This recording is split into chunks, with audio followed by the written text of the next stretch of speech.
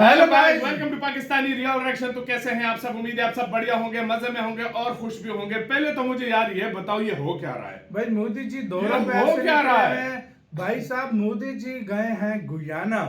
मेरे ख्याल में पहली बार गए ना, इससे पहले मेरे ख्याल से पहली दफा। और जी ऐसे वेलकम हो रहे हैं मोदी जी के, ऐसे वेलकम जो मैं कहता हूँ अमेरिका के प्रेसिडेंट के, चाइना के प्रेसिडेंट के भी नहीं होते जो मोदी जी के हो रहे हैं। पहले गए नाइजीरिया, वहां पर एक भव्य किस्म का वेलकम किया उन्होंने, अपना सबसे बड़ा अवार्ड दिया मोदी जी को। बिल्कुल। दूसरी जगह गए, वैदिक मंत्र के साथ मतलब मोदी जी का स्वागत किया गया एयरपोर्ट के ऊपर ब्राजील के अंदर। G20 की मीटिंग थी पूरी दुनिया।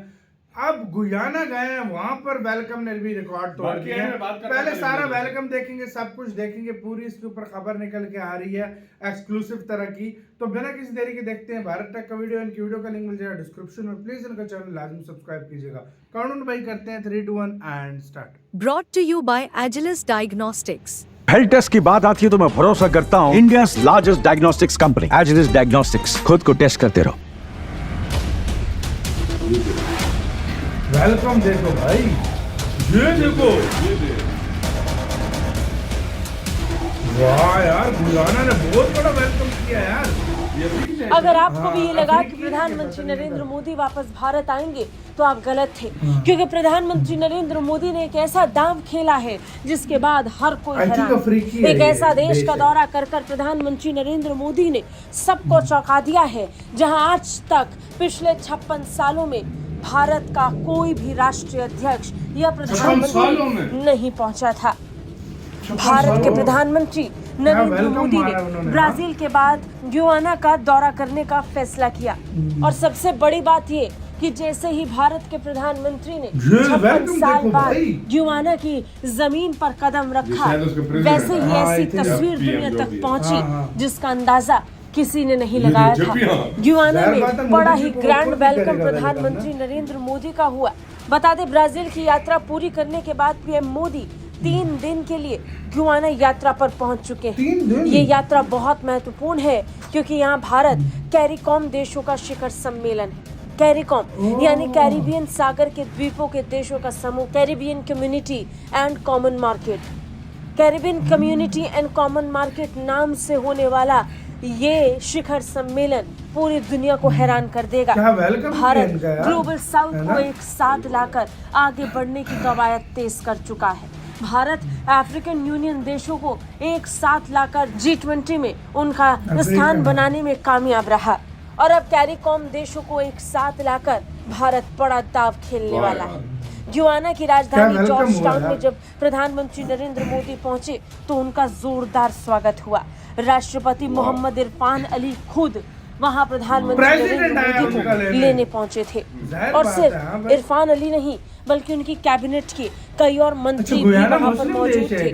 प्रधानमंत्री नरेंद्र मोदी का ग्रैंड वेलकम हुआ। उन्हें राजकीय सम्मान के साथ सम्मानित किया गया। कैरिकॉम भारत शिखर सम्मेलन भारत सरकार की ग्लोबल साउथ देशों की आवाज को दुनिया तक पहुंचाने का एक सबसे बड़ा उदाहरण बनने वाला है। यहाँ प्रधानमंत्री नरेंद्र मोदी का पहुंचना ही भारत की ग्लोबल साउथ को लेकर प्रतिबद्धता को और पक्का करता है। कैरिकॉम देशों के साथ प्रधानमंत्री की बैठक निश्चित तौर पर चीन में तबाही ले आएगी। चीन में इस बात को लेकर लगातार चिंताएं बढ़ रही हैं कि भारत किस तरीके से अफ्रीकी और इसके साथ साथ ग्लोबल साउथ के साथ और ज्यादा करीब आ रहा है। ग्लोबल साउथ देशों की आवाज बनने के साथ ही भारत अब उन देशों तक पहुंच रहा है जहां लंबे वक्त से किसी का जुड़ाव नहीं था। और फिर वो देश भारत को लेकर कैसा सोच रहे हैं, ये तो तस्वीरें साफ बता रही हैं। ब्यूरो रिपोर्ट, भारत तक। वाह यार, ये सारी तस्वीरें निकल गए हैं भाई।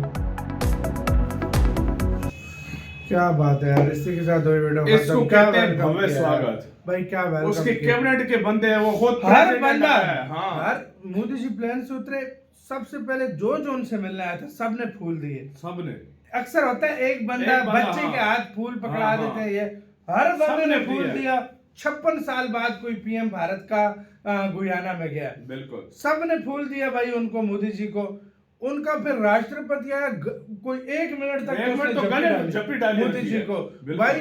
उधर जाहिर बात है इतना बड़ा लीडर जब गया तो उनका राष्ट्रपति आएगा भाई। यार सबसे मेन बात पता है क्या मोदी जी क्या काम कर रहे हैं? ये जितने भी अफ्रीकन देश हैं इनको एक कर रहे हैं, इनको एक भी कर रहे हैं और अपनी तरफ कर रहे हैं। और दूसरी बात ग्लोबल साउथ का हेड जो चीन खुद को समझता था वो अब इंडिया बनता जा रहा है। इंडिया बन गया भाई, बन गया। जब से साउथ अफ्रीका को अफ्रीकन यूनियन को उसके अंदर डाला, मोदी जी अब एक तरह से फुल फ्लैज लीडर की तरह देखा जा रहे हैं ग्लोबल साउथ के। इनसे ज्यादा कोई मुझे लीडर बताओ जिनका। मुझे एक बात बताओ, ऐसे कंट्री जहां पर दुनिया के बड़े नेता जाना नहीं जाते वहां मोदी जा रहे हैं। सीधी सी बात है, सिंपल सी बात है, जो नहीं जाते। और खुद सोचो उनके लिए कितनी खुशी की बात होगी जब एक बड़ा सुपर पावर कंट्री का लीडर जाए। क्या खुशी की बात होगी। ये चीज जो हो रही है ना भाई, जो मोदी जी जा रहे हैं, मैं आपको एक चीज की गारंटी देने लगा हूँ, ये जितने भी देश है ना जहां जहां मोदी गए हैं और बाकी जो छोटे मोटे और 7 देश हैं सारे भारत का साथ देंगे। बिल्कुल मुझसे लिख के ले लो। और मैं बोलेंगे इनके अंदर एक इमेज भारत की बन रही है कि भाई जो गरीब देश है, छोटे देश है, जिनकी वर्ल्ड लेवल पे इतना इन्फ्लुएंस नहीं है, उनको कोई अगर देश सपोर्ट कर रहा है तो वो भारत है। भारत जैसा पावरफुल देश उनको सपोर्ट कर रहा है, इसी को सपोर्ट करो तुम। अच्छा, तुमने एक और बात नोट की है, उधर अफ्रीकन यूनियन का जो भी कोई समिट होता है, आज से पहले इंडिया को किसी अपने मंत्री को भेज देता था या किसी अपने फॉरेन मिनिस्टर को भेज देता था। मोदी जी खुद जा रहे हैं। ये कितनी बड़ी बात है। ये उनसे पूछो सिर्फ, मोदी जी क्यों जा रहे हैं? उनको पता है यार। एक यार सीधी बात बताऊं, उनके बाद बड़े लीडर जो है ना जितना भी है यार, वो बड़ा पिछड़ा हुआ है। सीधी सी बात, अभी तक उसने तरक्की नहीं की। तो मोदी जी अभी से उनकी तरक्की में हेल्प करेंगे तो वो जब तरक्की याफ्ता हो जाएंगे ना, वो भारत को कभी भी नहीं बोलेंगे। दोनों का फायदा है। अफ्रीकन का भी फायदा है, इंडिया का भी फायदा है। इंडिया अपनी एक्सपोर्ट बढ़ाएगा, वो करेगा। वर्ल्ड लेवल पे इंडिया को जो है साथ देंगे हमेशा। कहीं पे भी वोटिंग होती है, कुछ भी भारत का गैर ये देश खड़े हो जाएंगे। बिल्कुल बोलेंगे भारत को क्यों। हाँ देखो, अफ्रीकन कंट्रीज जितने भी हैं, जितनी भी कंट्रीज हैं, उनको चाइना से नफरत क्यों होती जा रही है? वो अपने कर्ज के जाल में फंसाता है। और दूसरा ये कि वो इंटरेस्ट वगैरह सब कुछ बहुत दबा के लगाता है। कहते हैं पहले हम दबाएं, ऊपर से ये हमें भाई कर्ज में फंसा रहा है। और दूसरी तरफ भारत है सिर्फ इन्वेस्टमेंट आके ले आता है हमारे देश में, हमें एक तरह से बढ़ने का पूरा मौका दे रहा है भारत। और एक तरफ चाइना। यार मैं तुम्हें एक छोटी सी बात बताता हूँ। अब चाइना की एग्जांपल मैं तुम्हें देता हूँ। पाकिस्तान को कितना इंटरेस्ट रेट दे रहा है, कितना महंगा चीज में कर 10% बांग्लादेश का देख लो, वही तो श्रीलंका का देख लो, मालदीव का देख लो। फंसे हुए कि नहीं? फंसे हुए कि नहीं? अगले इंटरेस्ट ही नहीं उतार पाते। हाँ, ये फर्क है। और इंडिया क्या करता है? इंडिया उनकी मदद कर देता है पोर्ट्स में या वो उसमें नहीं करता। इंडिया पहले उनका इंफ्रास्ट्रक्चर को बिल्ड करने की कोशिश करता है, उनके रोड्स के इंफ्रास्ट्रक्चर को बेहतर बनाता है, काम करता है, पीने के पानी वगैरह सारी जो बुनियादी सहूलतें उसको करता है, उसको देता है। तो आपका कैसे कह रहे हैं अपने राय बताना अपना। उनको ये जरूरत नहीं है कि बड़ी बिल्डिंग बन जाए, फिलहाल उनको साफ पानी की जरूरत है। और भारत भारत उस पे वर्क ज्यादा करता है। तो आपका कैसे कहना है अपने राय बताना। अपना बहुत ज्यादा ख्याल रखना तो यार।